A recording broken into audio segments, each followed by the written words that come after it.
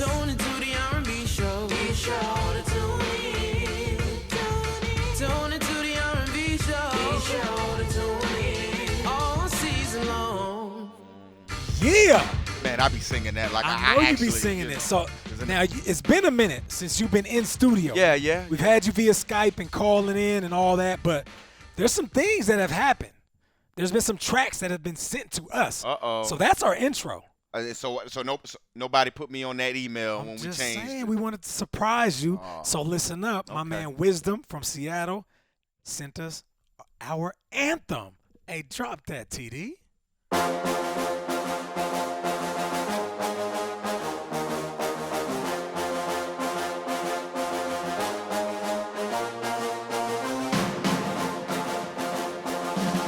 What's up, man? Can you hear me?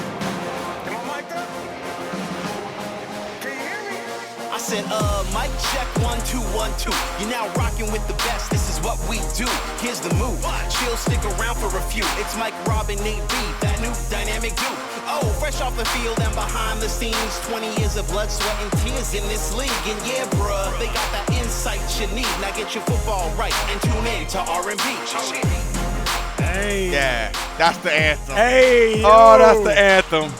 Hey, I might buy that off iTunes. I'm getting Put it on goosebumps iTunes. right now. Yeah, man. Woo. My man, That was Wisdom. crack. Shout out to Wisdom and Reminisce in Seattle. Out, man. Yo, we doing it big. Dude, My man Wisdom laced us. that was hot right there, Nate. So listen, we got an intro. We got an anthem. So I guess you would say this is like the best sports podcast you know meets the Players Club. The Players Club. TD went next level on that. Shout out to producer TD. The Players Club. Oh, in case my wife watching, baby, I don't go to the Players Club. Yeah. I just watch. It was a classic movie though. Just watch the movie. We will say that. It was a classic movie. Now listen, Mike, I appreciate you being here. So shout out to Mike Robb back in the building. Hold up, man. What's up? I work here. I'm just So saying it ain't like you know what I'm saying? I'm not a guest. Nah, you've been working. I'm saying in studio though. Oh, like okay. you had to go home. just saying, man, You had some stuff you had to get done. Yeah, had to had some take care of priorities. Had to take care of the Care of body. myself, man. Right? Yeah, So yeah. you're back. I'm just saying the fans wanted to listen to you. They've been missing you. So shout out to the fans. Remember, Shout out, man. hit us up on iTunes, Stitcher. All Watch of us that. on YouTube. Leave a review. All of Without that. you, we are nothing. So we're trying to build this from a podcast to a podcast to a show to a show to a movie because that's what it is. Let's do it, man. What we So talking speaking of movies, about? What we talking a about? lot has happened, Mike, since we've last seen each other in person. Yeah. Leonardo DiCaprio won an Oscar, finally, He won that thing. after all kind of tremendous films. He he's done. won that thing too, man. He looked good He doing did- it he too, did his man. thing, right? I haven't So- seen the movie. Oh, it's the Have you most seen it? intense, seat gripping. What is it? Revenant. Revenant. Right? Yeah, there you And go. It is intense, bro. I heard it was real intense. Not that Leo hasn't gave us that before, but congrats to Leo. But listen, though, so the Broncos won a Super Bowl. Kanye dropped an album. Kendrick dropped another surprise Hey album. Kanye, I need you to drop that album on something that I look. I don't have Tidal. Man, Okay, get it. and I'm not gonna just get Tidal for 30 days just so I can download that one CD. What if somebody else comes out with a CD I want that's on Tidal and I can't do the 30 days again? That's true. I need you to drop that on another I'm going to say this. something else so I can get it. Producer TD will agree.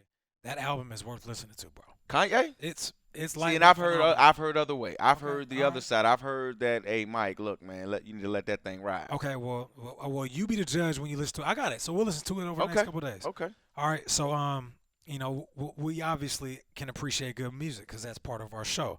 But we have to talk about football. Two legends in the game. Yeah, but Calvin Johnson and Peyton Manning retired. And it's crazy because Peyton retired after, was it 18 years? 18 is a good number. Now, cut that in half. That's how many years Calvin was in the game. How crazy is that? I mean, We're talking about two legends, but Peyton doubled. double the career. Hey, you know what, Nate? I'm glad we're talking about it, man. I've had something to say about this, man. Okay. I think you're going to start to see and I know a lot of the football enthusiasts don't want to hear this. Right. You're going to see guys retiring even younger. Mm. With the exception of quarterbacks, because good quarterback play, you can play till you're 40. Right. Other positions, you just can't do that. Right. And look at the salaries guys are making now, Nate. Mm. It used to be back in the day, even before us, man. Right. you didn't really make your money until your second, third, fourth maybe contract. You got guys who are making so much money when they re-up. They're just saying, why? Why? I don't have to beat myself up. I don't have to work. I don't have to do all of it, and I got my money. Right. And you're I talking think you're gonna about see more of it. You're talking about a perfect blend between making enough money and then being aware of your body, right? Knowing when it's time to shut down so you can walk away from the game, like CJ said. But we're watching highlights here, right? And I want you to pay attention to something. How he hits the ground. You know, and people are like, well, Yeah. who cares, Nate? It hurts. Everybody hits the ground. It hurts. CJ is 6'5", 240. He's going up and getting rocks. He's not a diva. He's never had the alligator arms. If the ball is in the air, he's leaving his feet and he's hitting the ground. So I say that to say this. There's been a lot of wear and tear on CJ's body that he didn't necessarily let the public know. Not because he was trying to be tough, because that's the type of cloth he was cut from. His dad worked on the railroad. His mother's a doctor. You're talking about the perfect blend of extreme intelligence and extreme blue-collar attitude. Well, Nate, I want to ask you this, though, because we've seen two greats in their prime. Right. Barry Sanders out of Detroit and now Calvin Johnson. In their primes, where we could see these guys playing for 7, 8 more years. Right. Just totally walk away. Right. What is it about what is it about Detroit? What is it about the organization? What is it about I can't necessarily say something wrong with the city. I love the city of Detroit. Every time I've been there, I've had a ball. The people are great. The people love you. So I'm not talking about the city. What's up with the organization, man? Because it has to be something there. Because I could see Calvin, if this was a New England Patriot team and they had won X amount of games, and he knows that playoffs are every year thing. Right. If you know that, I don't know if I see Calvin walking away right now. Now, there's a lot of bullets in those words. Because Being honest, though, bro. it's a loaded question. That's why I say there's bullets in there. Listen, when it comes to playing Detroit, like the most joy you can get is giving the city wins. In 2011, we made the playoffs, and we weren't content. Like, we didn't celebrate as if we won a Super Bowl. We get it. Like, we were just getting in the playoffs, but the collective breath that city took, like, damn, okay, finally, here's a team that we're proud of, a group of individuals that care about the sport and go out there and give us hard work, blood, sweat, and tears. Now, I was only there for 4 years. Calvin was there for 9, and there were times where it was good. You know, Detroit was on the map. Free agents wanted to go there. But majority of Calvin's career, Detroit was looked at as the armpit of the NFL from a player's perspective. Yeah. And he went 0-16, 2-14. He had season after season where you're the number one guy. You talking about put the team on your back. He was doing that week in, week out, year in, year out. Not to mention he's playing less than 100% majority of the time. And I know most players are banged up, but it was a lot different than Calvin. And I'm saying this because I was there. I woke up and went to the facility, and he was there first, walking in the training room. Yeah. And it wasn't, oh, what you doing? You getting in a cold tub, hot tub, do a little contrast, loosen up? Nah, it was, I got to nurse the sprain. And you know what they say when it comes to sprains in the NFL, you usually tore something. Yeah. Or it's a separated shoulder, or it's a concussion he had. And he would never want to sit out, to the point where Calvin one time was limping through practice, right? And me wanting to be the teammate and the big brother I was like, CJ, chill, bro. Like, I will run all your reps today. Relax. You need not be on the field right now. But his mindset was, I'm going to go out here and do this. And not because I'm the highest paid, not because I'm the man, the franchise, the face. It's because that's all he knew.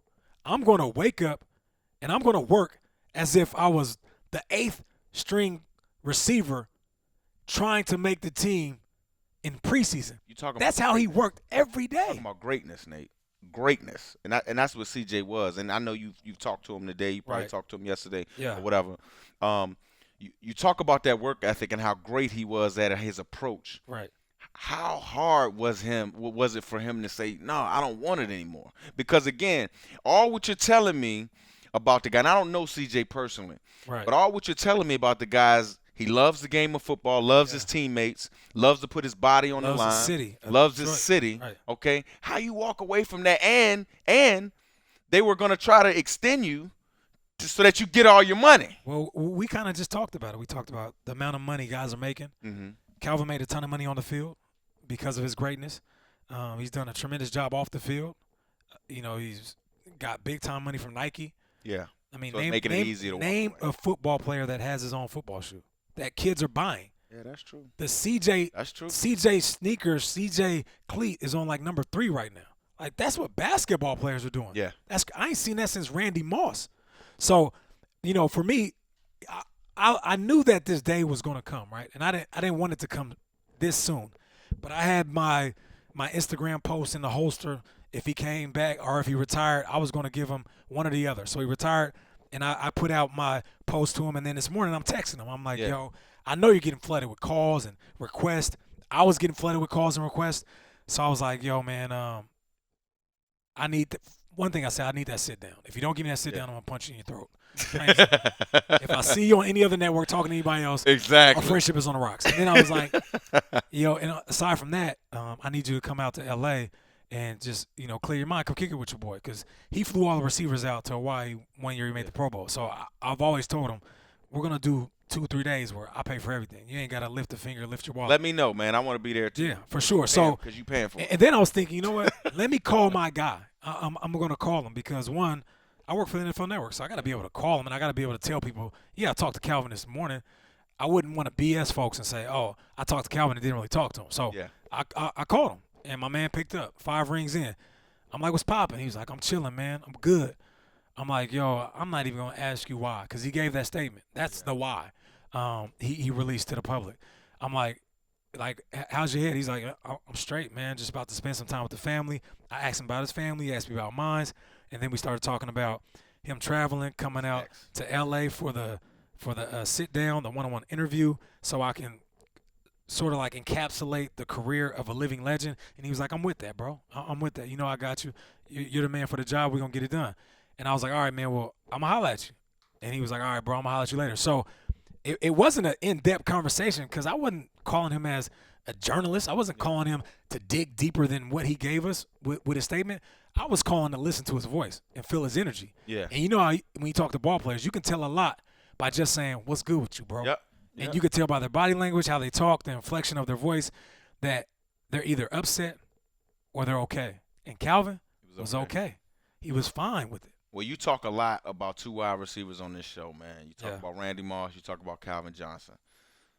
Which one, in your eyes, is the greatest of our time? I know, Yeah. obviously we seen Jerry Rice Yeah, play. we got We were the alive GOAT. and all of that. The But GOAT is kind of, on his own. yeah, he on his own. But Right. even still, we Even weren't still. in the league. Then, right. And you know what I mean? Talk about our time. Which one of these guys, in your mind, is the greatest? Well, listen, I got drafted in 2003. I was a 3rd-round draft pick. One of those guys that was going to play special teams, maybe 3rd wide receiver, try to climb up the depth chart.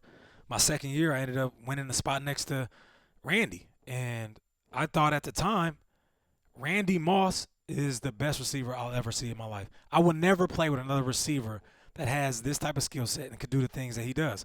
Now, I got the camera on me, so I want to explain one play I saw. One play I saw at practice. Yeah. He's being guarded by Antoine Winfield, one of the best cornerbacks in that era, right? Twan was a beast. And he's in the red zone. So 5 yards in, he runs a fade route to the left pylon, the left back pylon. Twan is in perfect position. And we're watching these clips, and you can see the way he catches the ball. And this story is about to basically pull all that together. He runs a fade route. He's at the back pylon.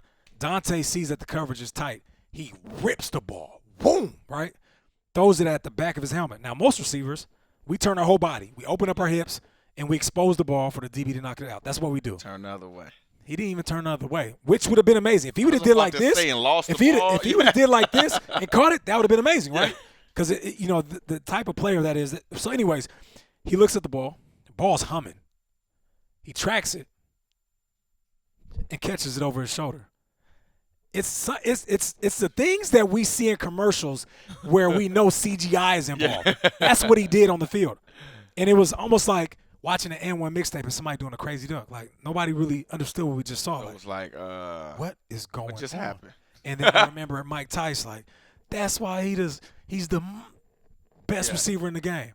And it put it all together for me. So I say all that to say when I got to Detroit. Well, let's tee this up, Nick. Let's tee this up, Nick, because you know you got in trouble, right? Yeah. You know you got in trouble because this happened. What year? What year do you think this was? I'm gonna play the soundbite, but tee it up for the people. You're talking about my statement. No, Calvin. Get him, Let's TD. do it right here.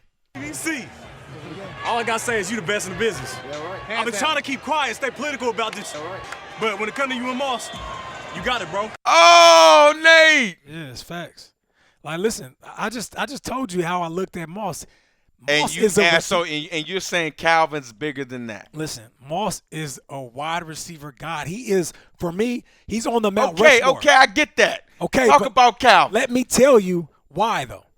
I'm gonna give you some attributes, and I'm gonna tell you how they're even. Come on, man. Listen, Come on, let me hear it. Speed, I'm gonna give the edge to Moss. Route running, I'm gonna give it to Calvin because Calvin found his way in the slot and was able to do everything that Julian Edelman can do, and then he can run routes like a big receiver. You know what I'm saying? Like Andre Johnson.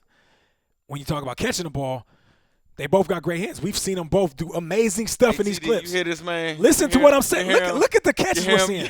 Now listen. Hey, hold look, up. hey, people. I'm Just say, breaking. Nate, answer the question, No, man. I'm getting there. Listen, we talked about this before.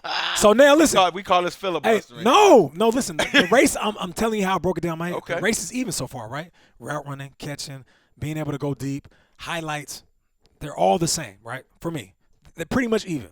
You can give one guy edge. I don't care how you want to play it. But there's two critical components to being a great wide receiver that people don't talk about when we're watching highlights. That's blocking, and Calvin Johnson is a superior blocker. He will block. Tremendous blocker, one of the best in the game. I knew when I was on his side and I was catching the ball, I was going to score because he was that dominant in blocking.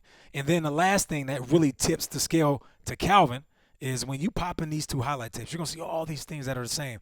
But with Calvin, like we're watching this clip, you'll see way more broken tackles. You'll see him not run away from guys, which he can do, which we've seen. We're going to see clips of him running through individuals, catching the ball on the 8-yard line and dragging two guys I give you that. to the end zone. So if I'm taking two individuals and I'm building my team, those last two things might tip the scale to Calvin. Like, man, I want Calvin on my squad. It has nothing to do with – I agree, man, but I mean – that's how I broke it down in my you head. put Randy Moss on the team, instant offense, instant wins. The wins come. The wins, facts. the dub. That's Why do we facts. play this game? That's facts. But you put Calvin on the team, a healthy Calvin Johnson, you're getting everything. You're getting a guy that can play outside, go over the middle, break tackles, block. He's doing it all. And quiet as a church mouse. I'm about to mess you up. Don't mess me up, man. In their primes. We just saw Peyton go the other day. He just retired. Right. Tom Brady, Peyton Manning in their prime. In their prime. Oh, man, that's a tough question. Because as a receiver, I want numbers. Peyton's going to let that ball go. I can get my stats up. As a player, I want to be a winner. So if you with Tom, you know you're going to win. I might not necessarily have the biggest numbers because it's a well-oiled machine. There's going to be three other guys, a tight end, another receiver, maybe a running back catching out the backfield. So my numbers might not be great. So with all that said, I'm going with Tom Brady. Just because I agree with you. I think Tom Brady, man. I just like how Tom commanded the attention of not just the fans and the masses. It was how he commanded the attention of his teammates. Like when he talk, like everybody's listening. Yeah. When he gets ready for a game, you see how intense he is when he's running down the sideline, yelling at the crowd. Like that's my speed. Like I want a quarterback that is overly passionate. I want a quarterback that I argue with, that I get into it with. And then afterwards, we walk out the field and dap each other up and go to dinner. Yeah. Like, I want you to be that passionate to where we're uncomfortable with being mediocre. I'm not saying that Peyton Manning isn't that. I'm just saying what I saw from Tom, that's the guy I want to play with. But when it comes to numbers, being a receiver and playing with Peyton, he's that dude, bro. So you pick both of them is what you're saying. I'm picking Tom. I'm picking Tom. Yeah, Who would you pick? Yeah, I roll with Tom. I like Tom's demeanor. Tom looks like a guy that I would want to play for. But I tell you one thing about Peyton, and just talking to guys that have played with Peyton, he truly was an offensive coordinator on the field. Yeah. One of the first quarterbacks, aside from the guys back in the day, the Johnny Unitas and the Joe Namaths, where they just used to come to the line and call their own plays. Peyton was a guy. You listen to quarterbacks between Peyton and Johnny Unitas. You listen to the Phil Simms. You listen to the Fluties. You just listen to guys in between, and they didn't have the power that the Johnny U and the Joe Namath had and the Peyton had. Peyton got an entire organization ready to compete.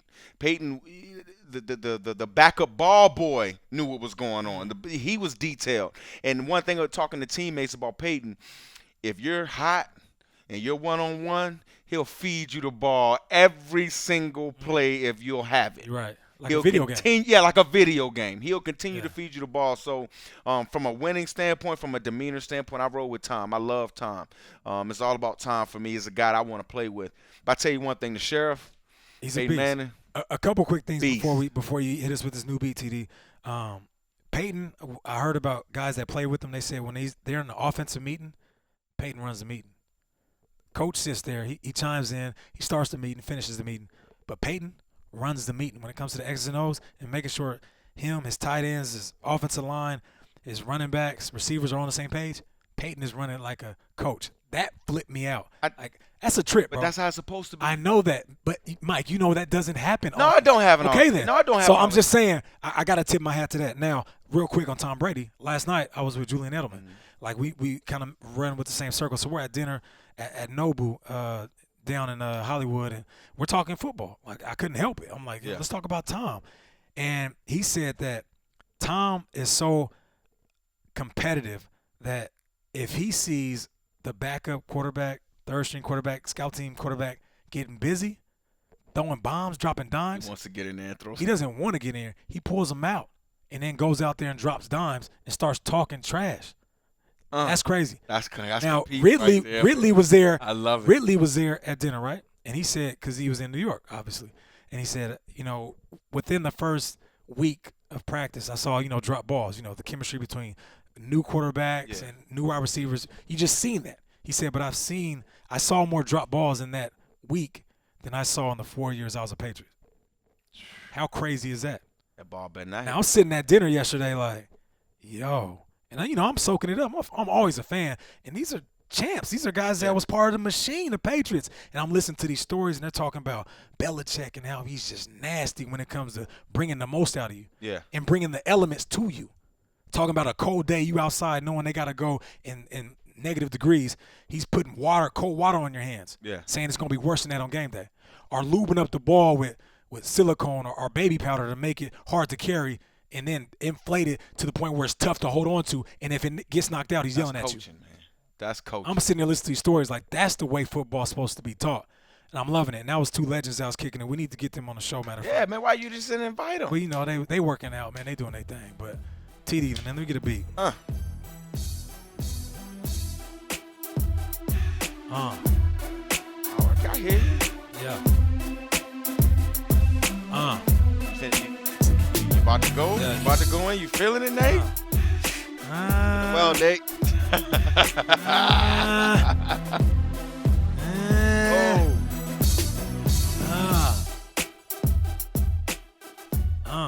Just waiting on you. The beat waiting on you, Nate. Keep it light. I'm gonna keep it light. It's your first day back. I don't want you to get too excited.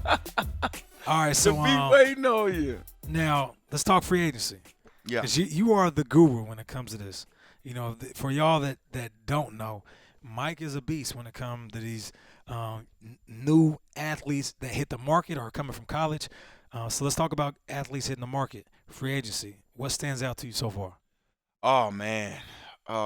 You know what? What's going on up there in Philly with basically they're saying if you got here with Chip, you don't have a job anymore. You're Fire out. sale, guys. Yeah, I call that chips A and fire sale. That's That's that- exactly what it is, man. That's that party food, chips and dip. Yeah, man. Yeah. Everything must go. Everything must go. That was really interesting, and then to see a guy like Malik Jackson.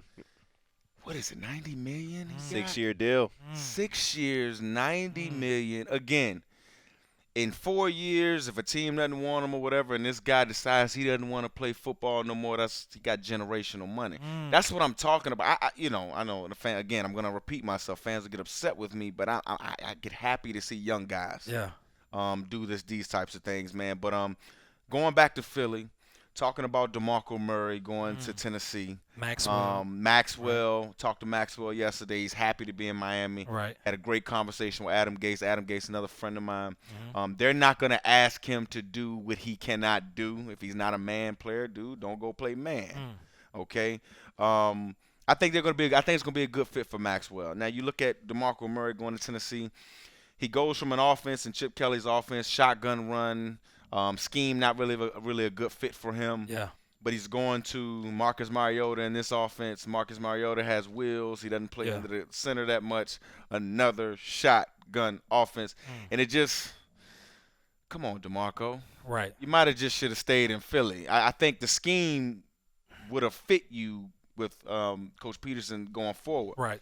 But when you walk around, and again, nobody's reported this, but I know guys in the locker room, when you walk around and you talk about how you would love to be in Dallas and how things are just different here and you're this and you're that, dude, eventually you're not going to have a job. Right. I remember being a young player in this league, Nate, and I was with the San Francisco 49ers. It's crazy. Mike Nolan's in the building the day he drafted me. And I remember going to Mike Nolan like, dude, man, why am I not playing? You know, and he's like, well, we got Frank Gore. Now what you going to do? Right. And I'm like, yeah, you're right. Got to do something else. Got to do something else. But I remember complaining, and Mike Nolan and my agent told me at the time, dude, you have a job. Shut up. I said, wow. That's the way. That's all you. That's it. Handle getting cut, handle not having a job if it happens. But right now, on this day, you have a job. Shut up and play ball. Shut up and play ball. And I tell you, you don't really realize how important that is until you do get that call and you do get cut and you don't know if the grass is going to be green on the other side. It's That's scary, facts. bro. Now talking about that, not knowing, free agency is a lot of mystery involved. Yeah, and man. For a lot of individuals, they don't want to go to free agency. There's a lot of guys like, you know what, they panic. Like, man, I need to sign here. I got to ball out. It's contract year. I hope they renew me. They can extend me before I get to the market because, one, they're scared to go to a new system, and they're also scared to being undervalued, right? That's true. But for me, I hit the market 3 times, and I loved it. But that's my personality. I love change, right? But I always thought kind of, I guess, backwards in the fact that if I hit the market, at the very least, my value will go up with the team I'm with. So when I was a restricted free agent in Minnesota and Seattle came and got me, Minnesota, they started at like $5 million. And I was like, oh, that's cool. That's that wide receiver. Listen. Hey, No, listen. all Though. that attention. Now dog. listen. That ain't. Now listen, Mike. See, To me, $5 million was crazy because I had a 3rd round tender, which was $700,000. Yeah. So I'm talking to my agent because I didn't really understand the concept of restricted free agency. None of us did. So I'm like, $700,000. Like, let's get this $700,000, baby. He's like, nah. There's a team that's gonna give up. You just had 1,000 yards. There's a team that's gonna give up a 3rd rounder for you. I'm like, okay, all right. Seattle comes along, and they can offer anything past that. So it started at like 6. And then Minnesota was like, we don't want to pay that much. But then they saw that I was for real about leaving because they thought, like most players, I wouldn't leave. They started to battle back. And before you know it, they got up to the contract with Seattle, and I ended up signing my first big deal, which is 4 years, $14 million. And my mind was blown. They handed me a check for $4 million. This is when they was giving those old school checks out. I still had my check. I didn't. Uncle Sam took a chunk. It was 2.4, but it was still one of them things where I'm like, wow. Okay, if you hit the market healthy, you'll get paid. Now, if you hit the market and have a great year before that, you're going to really break the bank. And then I ended up doing it again when I went to Detroit. So for me, when I talk to these guys that are young and are getting ready for the contract year, I tell them a couple things. Try to make as many plays as you can. But that's not the main concern. Main concern is ending the season healthy. Because you'd be surprised how many guys take dollar hits because they're not physically able to play during that offseason. So a team's not going to invest in something that's broken. It's just like buying a car that doesn't have a wheel on it. Yeah. So I love free agency, and I benefited off it greatly. And as you can see, like we just talked about, free agency is a big deal because here's the thing: huge, bro. Teams got money, and Big Mike, money. You see and Mike, Jacksonville? they got to pay what? They got to pay somebody, right? Yeah, it might as well be. I wish it was me. I tell you that much. I It's wish I was a different D lineman these days. They getting paid. Yeah. You hear me? I tell you one thing about free agency, man. The reason why guys are scared to go, Nate, just like you said, it's the unknown. Yeah. I know for me, I had been with San Francisco for 4 years. I didn't even know if another team liked me. They can't talk to you. It's against Right, the rules. it's facts. They don't know. You don't know. You know what your situation is, but then you start to think, man, my kids have to go somewhere. My kids have to find another school. My wife has to find friends. You know what I mean? She has to find her little thing what she wants to do. Tax situations. You know what I mean? Moving situations. And I tell you one thing. You talked about going into free agency healthy. I wanted to, and I tell guys, if you're winning ball games, you're gonna see you're gonna see more money than you ever seen in your life. Right. If you're winning ball games, you're gonna win. I remember talking to Maxwell, a year ago, like, dude, I know you're nervous about getting out there in that free agency, but I tell you one thing, you got this Super Bowl ring, you're gonna get paid, dog. You're probably gonna get paid more than you actually should get paid. Which is the point. Get overpaid. That's the point. And let me tell you this real quick before we move on to RG3. My last year in Seattle, I knew I was going to be a free agent. I knew there was a change at the helm. So I didn't know if the coach was going to keep me. So I'm thinking like a businessman. When I played against a team that I knew had wide receiver needs, I tried to go Show out. off. And then after the game, I'm dapping cats up. I may see a coach on the staff I know because they can't talk to us about free agency. I'm like this, hey. You know what time it is. You know I'm free next year. I said that about 7 times. You know what's crazy? One of the teams I said it to signed me, and that was Detroit. I'm saying you just got to be aware, man. That's what it is. That's dope. Hey, but listen, let's talk about RG3, man. I'm a toot my own horn because occasionally, you know, I get things right. Not a lot, but I do. And I said early in the season that RG3 will not play another down in a Washington Redskins uniform. People in Washington went crazy. Like, I was taking a shot at him. I wasn't saying that. I was saying he needs a fresh start. And the best case for him is to play somewhere else. The question for you is, now that he's not a Washington Redskin, will RG3 start at all this year at any point, or will he be a backup from here on out? I think he's a backup right now. Right now. Right now, he is a backup. I think, and obviously in his head, he knows, you know, he has to feel he's a starter and all of those things. But the thing about RG, he has to go to the right system, man. Like, people talk about these quarterbacks like they can just go anywhere and it's just gonna line up and everything's gonna be fine. All of a sudden, he can see the entire field instead of half of the field. Right. All of a sudden, he knows how to protect himself now when he runs. Right. No, he's still gonna have those same issues. Right.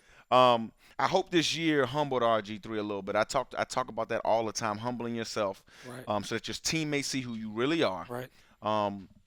As far as a fit for him, he needs to go to a place that has that zone running. I like Denver zone running.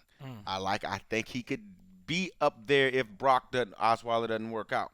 But he also has to be with a coordinator who's going to really use his gifts. I can see him in Buffalo as a backup. Okay. Both of those quarterbacks could get, you know, Tyrod is the starter. Okay. You could be there. You need 2 of them now. Start to think about these quarterbacks that run around like running backs. Right. You know what I mean? You start to think of these guys in tandems. Right. But you have to have a play caller that's going to be able to relate to the quarterback. You saying just because they black quarterbacks, they got to be in the tandem and run around the field all the time? No. I mean, you a black quarterback. Yeah. What does black got to do with anything about being a tandem quarterback? I just wanted to get you right up. Actually, TD. You know I'm finna get going. I wanted on to this. get you going, but no. Okay, Hey, but listen, no, I disagree. I think at some point this year, RG3 will start, and he's going to prove that he is grown. Well, I said right now he's a backup. Now, if somebody gets hurt, he will be a starter at some point. I think he's you gonna think he's going to start? Steal the job wherever he's at. I think he's Where? grown. I think he's done all the growth he's need to as a professional, dealing with the media and dealing with his teammates, and I also feel like he can get smarter. As a receiver, I saw the field better when I was in year 8. Now, I know it's different at quarterback, just live bullets. And, once you get hit and get hurt, you start hearing footsteps and seeing ghosts. But I feel like this year off, from a physical standpoint, he's healthier. And then, hopefully, as a professional, he took this year to really hit the books and become more of a student he's ever been. And I feel like there will be a revival of RG3, and he's going to recaptivate the fan base like he did his rookie year. I think this kid can't be given anything. He has to earn That's everything. facts. I think all through his career he's been given stuff, and the minute he hits some adversity, Kirk Cousins or your coaching change or the minute you hit some adversity, now all of a sudden you go to, you know what I mean? That's facts. No, That's facts. I agree. No. I need to see this guy I feel take it straight on. I feel you. I can dig that, man. Well, Mike, obviously it's good to have you back in the studio. The show's pumped better up, when dog. you're here in studio. I'm pumped up, dog. We got R&B later on TA. See, this is what they need to do. And I hope our bosses are listening. Yeah. If they just make R&B a show, We can just up our pay a little bit and move us out here, we'll be on every single day. Say that then. You don't Let's wanna, do it. You know what I'm Hey, saying? They might hey. not want that. Just like we talked about, you don't want us to go to free agency, bosses. It's real out here. He said that. Hey, but listen, He though, said that. man, make sure y'all reach out to us, tweet us, man. Hit up at producer TD. It is RANDB. Hashtag that. Yes. Man, shout out to Thugger, who's not here with us Thugger. no more. But my man Thugger was always good to us this year. Man, hit us up on Stitcher, iTunes, and watch our show on YouTube. All The of more that, you man. watch it, the bigger this is going to get. Like I said, it's a show, and it's about to be a movie. Hit us on Twitter, too. And TD, hit us with the new anthem. All right.